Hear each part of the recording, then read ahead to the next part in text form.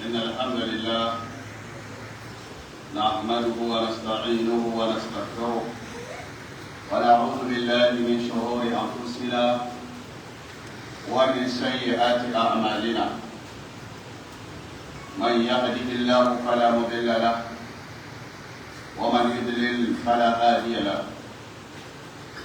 وأشهد أن لا إله إلا الله وحده لا شريك له، وأشهد أن محمدا عبده ورسوله صلى الله تعالى وعلى آله وأصحابه وأزواجه وذريته والتابعين لهم بإحسان إلى يوم الدين وسلم تسليما كثيرا. أما بعد، فيا أيها الناس اتقوا الله تعالى ربكم حق التقوى، فإن التقوى سبب من أسباب تكفير الذنوب للعبد وتضعيف أجوره. ومن يتق الله يكفر عنه سيئاته ويعظم له أجرا. عباد الله، لم نزل بالحديث حول خطورة تحيط بأكثر الناس في هذا الزمن، وقد استعاذ الرسول محمد صلى الله عليه وسلم بربه منه، ألا وهو قضية الدين الذي نسأل الله تعالى أن يخلصنا منه. ونواصل اليوم بالإجابة عن السؤال الذي بدأنا به في الخطبة الماضية عن موقف رسولنا صلى الله عليه وسلم من الدين. وقد قلنا أنه صلى الله عليه وآله وسلم رأى أن التشديد في الدين من الله تعالى، وأن الدين لا تكفره الشهادة في سبيل الله مع عظمة ثوابها. أيها الإخوة المؤمنون، فاليوم نرى موقف الرسول صلى الله عليه وسلم الثالث من الدين، ألا وهو امتناعه صلى الله عليه وسلم عن الصلاة على المدين حتى يدمن دينه. فعن جابر رضي الله عنه قال: توفي رجل فغسلناه وحطناه وحنطناه وكفناه، ثم أتينا به رسول الله صلى الله عليه وسلم يصلي عليه، فقلنا نصلي عليه، فخطى خطية، ثم قال: أعليه دين؟ قلنا: دينار.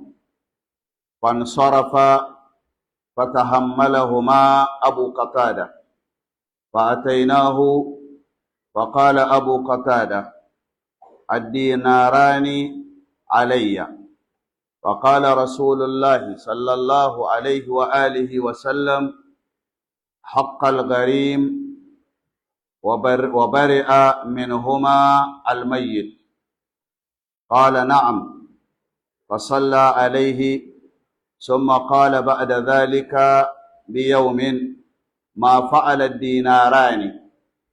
فقال: إنما مات أمس. قال: فعاد إليه من الغد فقال: لقد قضيتهما. فقال رسول الله صلى الله عليه وآله وسلم: ألا بردت عليه جلده. رواه أحمد وحسنه. أيها الإخوة المؤمنون، هل سمعتم موقف رسول الله صلى الله عليه وآله وسلم من الميت المدين؟ وقول صلى الله عليه وسلم: الآن بردت عليه، فيه دليل على أن خلوص الميت من ورثة الدين وبراءة الذمة على الحقيقة، ورفع العذاب عنه إنما يكون بالقضاء عنه لا بمجرد التحمل بالدين بلفظ الضمانة. لهذا صار النبي صلى الله عليه وآله وسلم إلى سؤال أبي قتادة في اليوم الثاني عن القضاء، قال ذلك الشوكاني. فاتقوا الله عباد الله، وحذروا من التساهل بالدين في أموركم جميعا، فإن ذلك مما حذرنا رسولنا صلى الله عليه وسلم. اسمعوا إلى آخر آية الدين يرحمكم الله. أعوذ بالله من الشيطان الرجيم.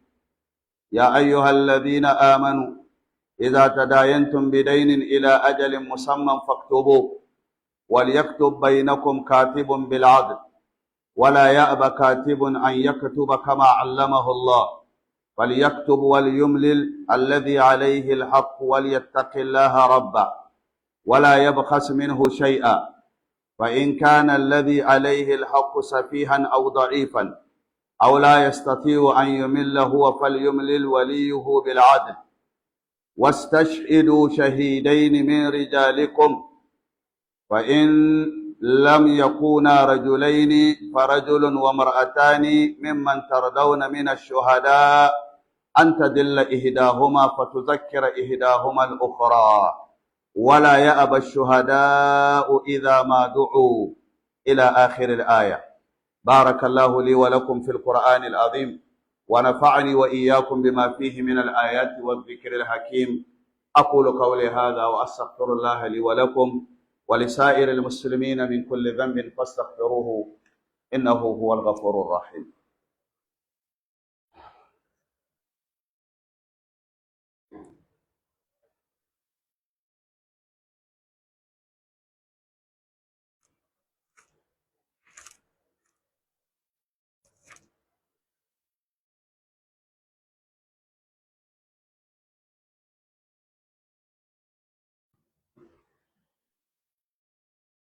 الحمد لله رب العالمين، والعاقبة للمتقين ولا عدوان إلا على الظالمين، والصلاة والسلام على أشرف الأنبياء والمرسلين سيدنا ونبينا محمد وعلى آله وصحابته أجمعين والتابعين لهم بإحسان إلى يوم الدين وسلم تسليما كثيرا. أما بعد، toutes les louanges sont adressées à Allah, Allah le très haut, le très miséricordieux, Allah qui a fait de nous des musulmans, Allah qui a fait de nous des adeptes de l'islam, suivant la sunna du prophète Mohammed sallallahu alayhi wa sallam. Nous le louons et le remercions pour cela. Nous témoignons également qu'il n'y a de Dieu à être adoré dignement que Allah. Nous témoignons également que le prophète sallallahu alayhi wa sallam est son serviteur et son messager. Que la paix, le salut et la miséricorde d'Allah soient sur lui, soit également sur sa famille et sur tous ses nobles compagnons. Mes chers frères en islam, comme d'habitude, tout d'abord, avant de commencer notre sermon, nous nous exhortons tous à craindre Allah. Celui qui craint Allah est sauvé ici-bas et l'au-delà. La crainte de Allah. Nous devons craindre Allah pour obtenir des avantages de Allah. Parmi ces avantages, nos péchés seront effacés et nos récompenses seront multipliées. Allah nous dit, وَمَنْ يَتَّقِ اللَّهَ, celui qui craint Allah, يُكَفِّرْ عَنْهُ سَيِّئَاتِهِ, tous ses péchés seront effacés. وَيُعْظِمُ لَهُ أَجْرًا, ainsi que les récompenses que Allah leur a écrites pour les œuvres qu'il a commises de bonnes œuvres, Allah les multipliera. Que Allah fasse que nous soyons parmi ceux qui le craignent. Mes chers frères en islam, nous sommes toujours dans le contexte de la dette. La dette qui est un problème dans la société aujourd'hui, à telle sorte que les gens dans la communauté prennent la dette comme quelque chose de facile, alors que c'est le contraire, selon les enseignements du prophète Mohammed sallallahu alayhi wa sallam, car il a demandé asile auprès de Allah contre la dette et le poids de la dette. Mes chers frères en islam, tout en invoquant Allah de nous débarrasser des dettes, nous allons continuer à donner des raisons pour lesquelles le prophète sallallahu alayhi wa sallam nous a mis en garde contre les dettes.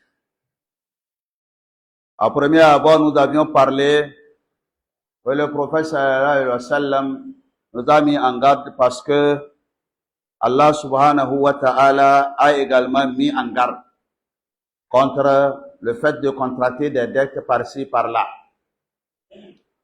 Et également, nous avions dit que le prophète sallallahu alayhi wa sallam nous a dit que la dette sur un martyr ne lui fera pas rentrer dans le paradis. Nous avions parlé de ces deux choses-là. D'abord, Allah a mis l'accent sur le fait de contracter des dettes par-ci, par-là. Ce n'est pas bon. Ce n'est pas bon pour le croyant. Ça peut le mettre en péril le jour de la résurrection. Et le prophète sallallahu alayhi wa sallam nous a dit également que si vous avez une dette, même si vous êtes un martyr de la djihad fi sabilillah, même si c'est 3 fois que vous avez fait cela, cela ne vous empêchera pas d'être châtié. Que Allah nous préserve de son châtiment et surtout des dettes. Mes chers frères en islam, une autre raison que nous allons évoquer aujourd'hui, pourquoi le prophète est prudent à cause de la dette. Pourquoi il n'aime pas la dette. Pourquoi il met sa communauté en garde contre la dette. Le prophète sallallahu alayhi wa sallam, selon beaucoup de hadiths qui nous ont été parvenus, a refusé de prier sur un mort qui a sur lui la dette lorsque le mort est décédé. La gravité de la dette a fait que un mort musulman croyant, lorsqu'il est déclaré auprès du prophète sallallahu alayhi wa sallam, pour que le prophète prie sur lui, il a refusé de prier jusqu'à ce qu'on ne paye sa dette. Selon le hadith de Jabir, que Allah l'agrée, il a dit, un homme est mort et nous lui avons lavé, nous lui avions parfumé et nous lui avons vêti de son linceul et nous avions amené le mort auprès du prophète Mohammed sallallahu alayhi wa sallam pour qu'il puisse prier sur lui. Et nous avions dit au prophète, ô prophète, nous salli alayhi, viens pour que nous prions sur ce mort. Là, le prophète sallallahu alayhi wa sallam a tracé une ligne. Il a tracé une ligne. C'est comme si la ligne qu'il a tracée veut dire une barrière. Après avoir fini de tracer la ligne sur la terre, et il a dit, alayhi daynun, est-ce qu'il a une dette sur lui? Et Jabir a dit, dinarani, oui, il y a 2 dinars sur lui. 2 dinars, on peut comparer un dinar à 50 000 francs.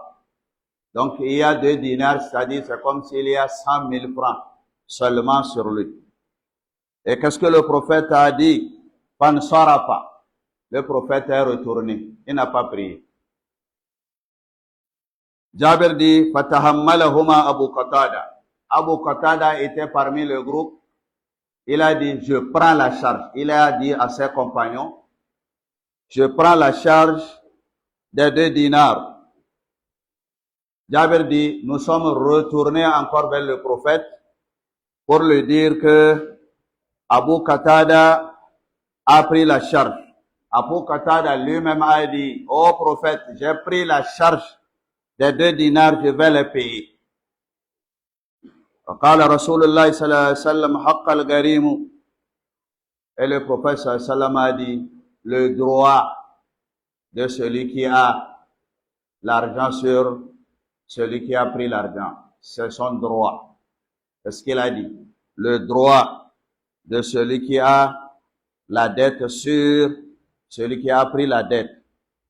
وَبَرِئَ مِنْهُمَا الْمَيِّتُ. Et le prophète a ajouté en disant, et le mort est sauvé.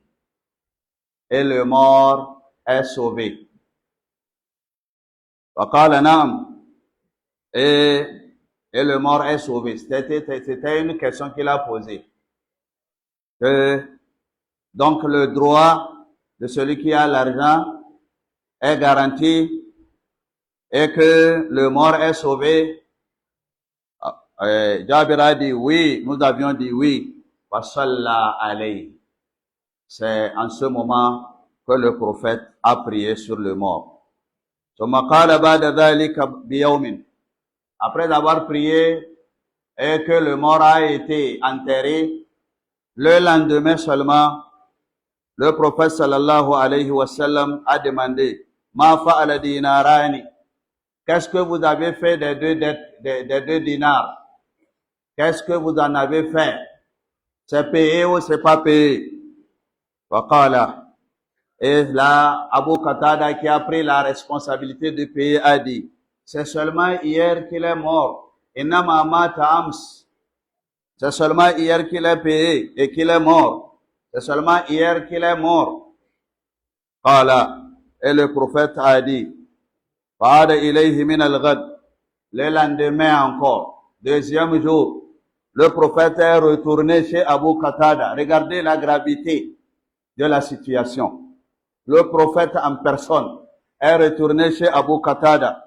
Faqala et dit, Laqad qadaytuhuma. Est-ce que tu as payé? Et Abu Qatada a dit oui, j'ai payé la dette. Faqala Rasulullah sallallahu alayhi wa sallam. C'est là le prophète sallallahu alayhi wa sallam a dit, Ala barradat alayhi dildahu. C'est maintenant que sa peau est devenue froide. Maintenant son corps, la peau qui couvre son corps s'est refroidie maintenant. La peau s'est refroidie maintenant. Donc bien avant, la peau n'était pas froide, elle était chaude. Inna lillahi wa inna ilayhi raji'un. Ce hadith a été rapporté par Ahmad. Mes chers frères en islam, ceci dit, vous avez bien entendu comment le prophète s'est comporté avec le mort. Le mort qui a une dette sur lui. Comment le prophète a failli refuser de prier sur lui si ce n'est pas que quelqu'un a pris la responsabilité de la dette. Selon Imam Shawkani, le prophète sallallahu alayhi wa sallam n'a pas laissé parce qu'on a dit oui, quelqu'un a pris la charge, mais il est revenu à la charge pour dire encore est-ce que c'est payé? Le lendemain, est-ce que c'est payé? Le surlendemain, est-ce que c'est payé? Parce qu'il ne suffit pas de prendre la responsabilité, mais il s'agit de payer. Tant que ce n'est pas payé, même si quelqu'un a pris l'assurance de payer, le mort est toujours en péril. Le mort reste toujours en péril jusqu'à ce que sa dette soit payée. Mes chers frères en islam, vous conviendrez avec moi que la dette ne se contracte pas par-ci et par-là. Ce n'est pas quelque chose que l'on va s'amuser à contracter n'importe où et n'importe comment. Vous avez contracté une dette, vous avez les moyens, payez-les avant votre décès. avant votre décès. Sinon, qui vous payera la dette? Qui va payer votre dette? Vos enfants? Jamais. Jamais. Il faut tout faire pour payer les dettes. Sinon, ce serait grave le jour que vous allez mourir. Et si nous avons l'habitude de prier sur les morts, sans même demander s'ils ont des dettes, même si les imams demandent, est-ce qu'on dira oui ou non? Les gens vont se taire. Les héritiers sont là, ils vont se taire. Alors que normalement, on doit s'assurer que les dettes seront payées avant qu'on ne prie sur le mort. Mes chers frères en islam, craignons donc à Allah. Allah qui nous attend. Nous avons cité le verset qui parle de la dette dans le Saint-Coran, dans Surat al-Baqarah, verset 282.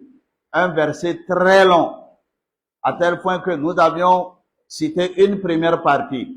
Aujourd'hui, une seconde partie et Inch'Allah, dans nos prochaines interventions, la dernière version. Nous allons citer la deuxième version. Allah nous dit, وَاسْتَشْهِدُوا شَهِدَيْنِ مِنْ رِجَالِكُمْ. À propos d'écrire les dettes, écrivez-les. Écrivez, quelle que soit la quantité de la dette, petit ou grand, écrivez. Allah nous dit, en écrivant, cherchez deux témoins hommes. Deux témoins hommes. Si vous n'avez pas trouvé deux hommes, c'est peut-être un homme, alors cherchez cherchez deux femmes en plus d'un homme. Parce que les femmes oublient beaucoup. Allah dit, parmi ceux que vous avez confiance parmi les témoins, deux femmes, parce que ce peut qu'une des femmes oublie et que l'autre se rappelle. Voilà pourquoi deux témoins, deux hommes témoins, ou bien un homme et deux femmes. Regardez le témoignage sur la dette. Les dettes que nous contractons sans même les écrire et nous les oublions comme ça. On dit écrivez et cherchez des témoins, deux témoins hommes, ou bien un homme et deux femmes. Et Allah ajoute en disant, Wala ya'aba shuhada idha ma du'u. Et celui qu'on appelle pour témoigner n'a pas le droit de refuser de venir témoigner. Nous dirons seulement que Allah nous débarrasse de la dette.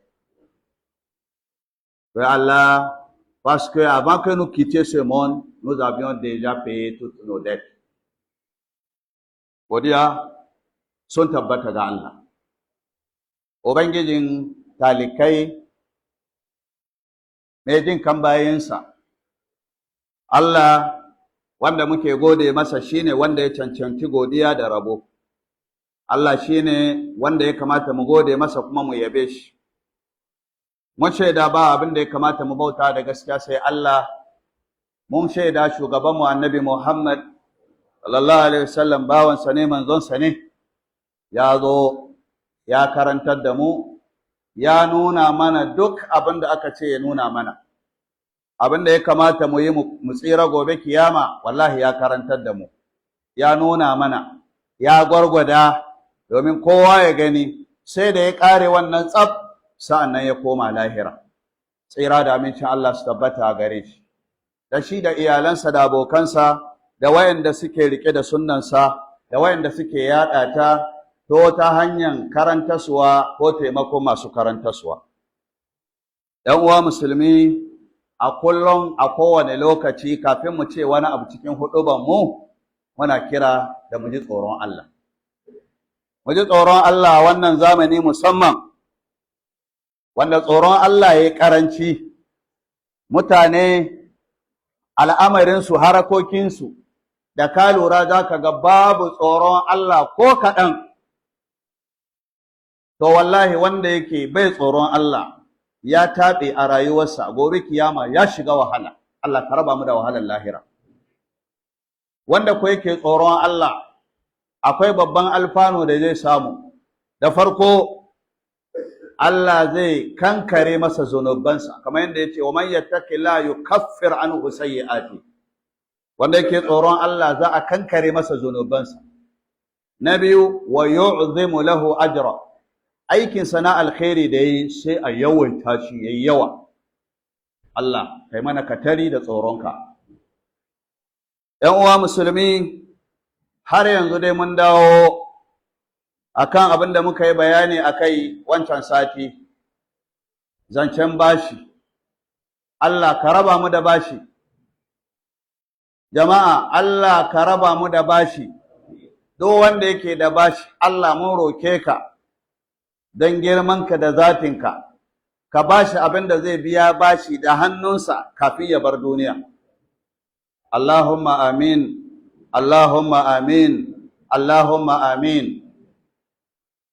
Zancen bashi wanda Annabi Muhammad sallallahu alaihi wasallam ya yi mana kashedi game da shi, har a cikin addu'o'insa yana neman tsarin Allah daga nauyin bashi, wannan bashi wanda yau mutane suka ɗauke shi ba shi bakin komi, wani ma don ya ci dukiyar mutum da banza sai ya karɓi bashi, ka bani kuma ya san bai bayarwa.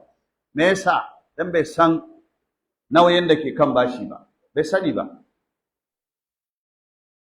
A huɗuban da ya wuce mun yi bayani dalilai guda biyu da yasa annabi yake tsoron bashi. Dalili na farko, annabi yake cewa Allah ya tsananta akan lamarin bashi. Allah ko ba mai tsanantawa bane. Allah mai tausasawa ne. Allah mai rangwame ne. Amma da yazo akan bashi da yake ba haƙƙinsa ne ba, haƙƙin wani ne, sai ya ƙarfafa, ya tsananta, ya shaddada akan bashi. Kada yi wasa da bashi. Ai kun ji dai ba ayan da take da tsawo a Qur'ani kamar ayan da ta sauko akan bashi. Wancan satin sai da muka karanta wani abu kaɗan daga ciki. Ko yau ɗin ma cikin aya guda za mu sake karanta wani abu kaɗan daga ciki. Allah ya kai mana rai Juma'a mai zuwa mu karanta sauran abin da ya rage daga cikin ayan bashi. Annabi ya ce Allah ya tsananta bashi, bai kawo sauƙi cikin lamarin bashi ba, shi yasa yake tsoron bashi, mu ma mu ji tsoron bashi.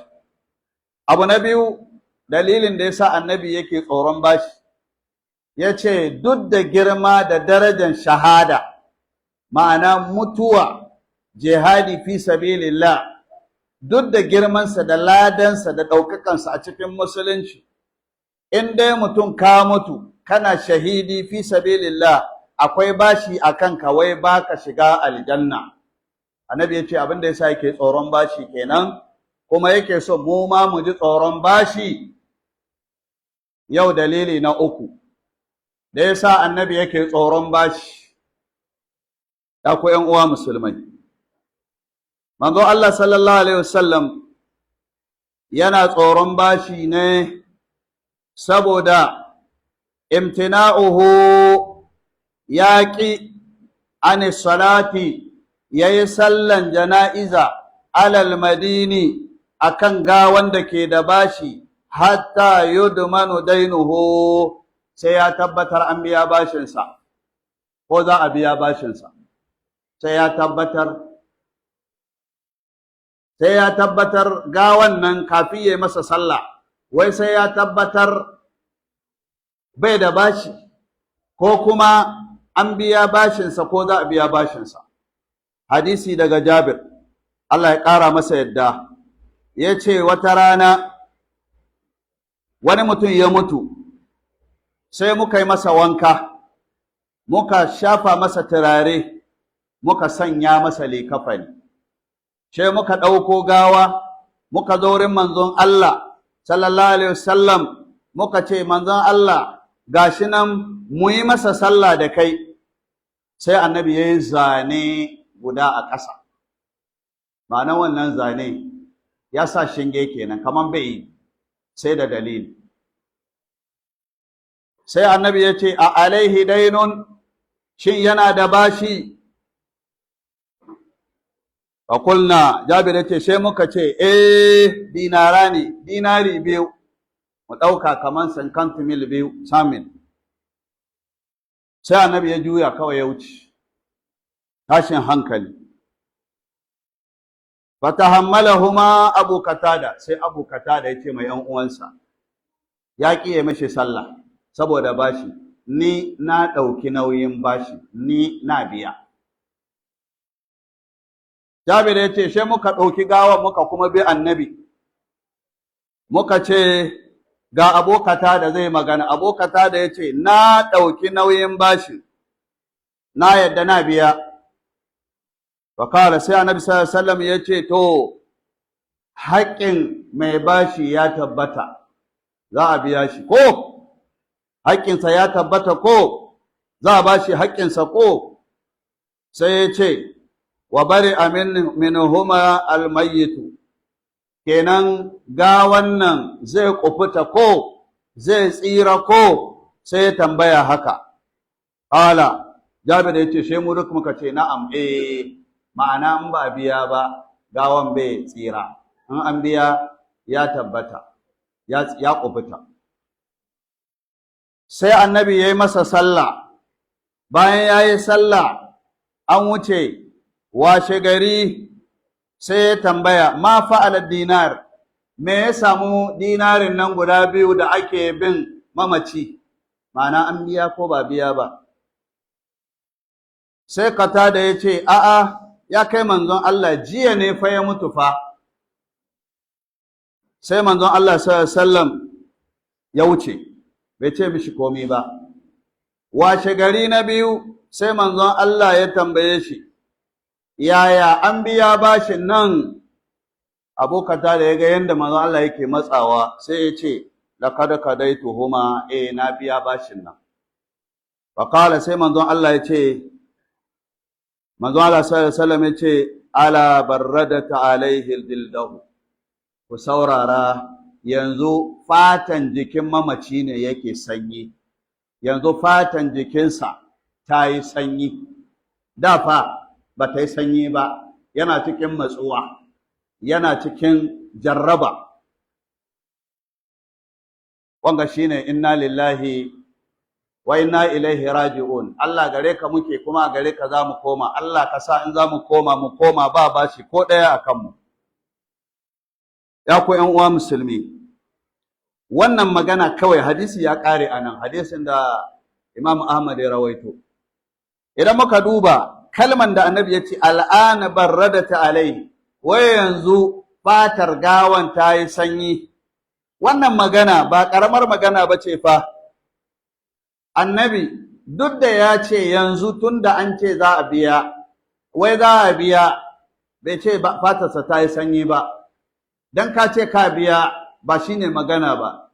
An biya, shi yasa annabi yake bin sa, ka biya, ya ce jiya ya mutu.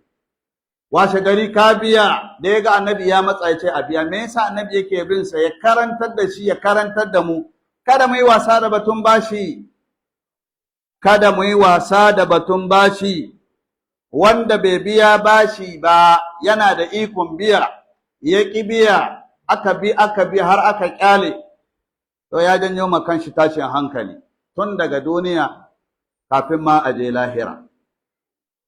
Ya ku ’yan uwa musulmai, a nan muke kiran juna da mu ji tsoron harkan bashi, kada mu ɗauke shi da wasa. A yanzu nan in akwai bashi a wuyanka, yi ƙoƙari ka biya. Ayan bashi da muka karanta a wancan juma'a, mun yi bayani akan a rubuta bashi, bashin da mu dimbin bashi mu ba ma rubutawa, saboda in an zo nema mu yi musu mu ce ba haka bane, muna tsammanin muna da wayo. Allah ya ce a rubuta, kun ji maganar rubutawa, ka rubutawa ne ya rubuta, wanda ake bi bashi ya rubuta, in bai iya ya nemo wanda zai rubuta. Abinda za mu ƙara kaɗan daga cikin wannan aya saboda tsawonta guntuwa, sauran kuma sati mai zuwan Allah ya kai mana rai. Allah ya ce, wastashidu shahidaini min rijalikum, in kun zo rubutawa, ku nemi shaidu biyu daga cikin mazajen ku su yi shaida akan bashin lokacin da zaka bayar, lokacin da zaka karba, ka kawo shaidu biyu maza.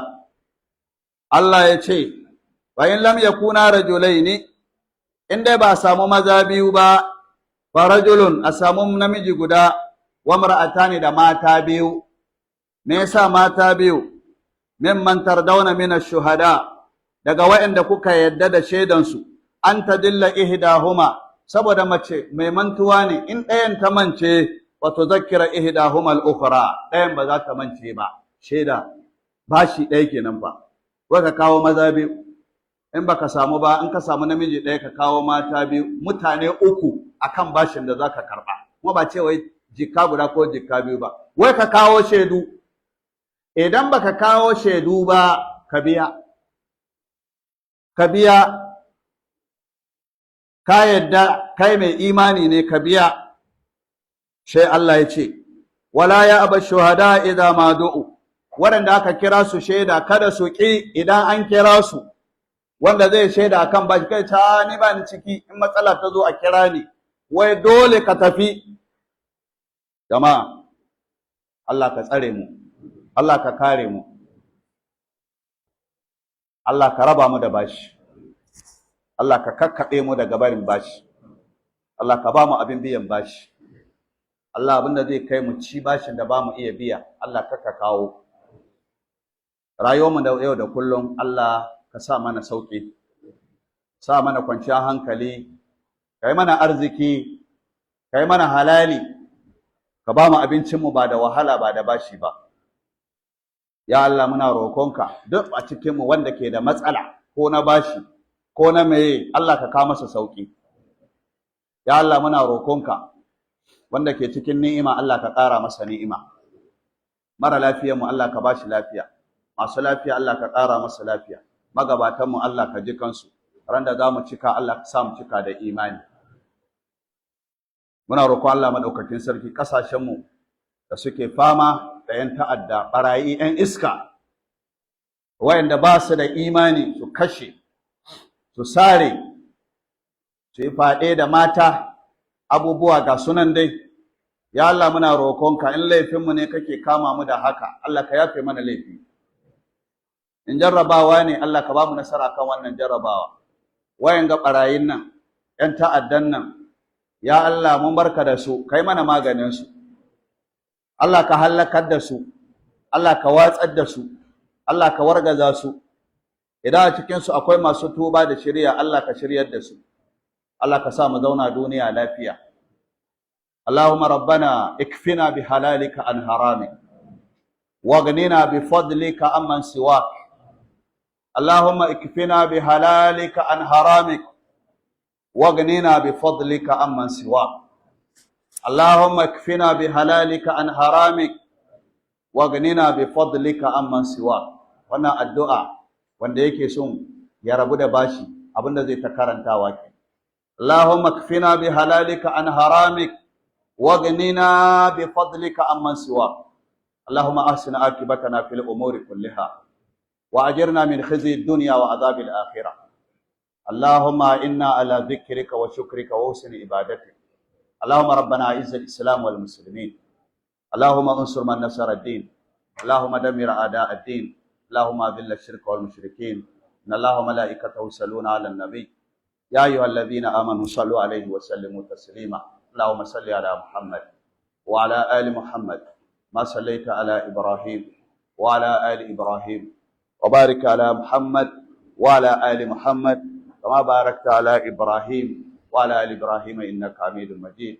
سبحان ربك رب العزة عما يصفون والسلام على المرسلين والحمد لله رب العالمين.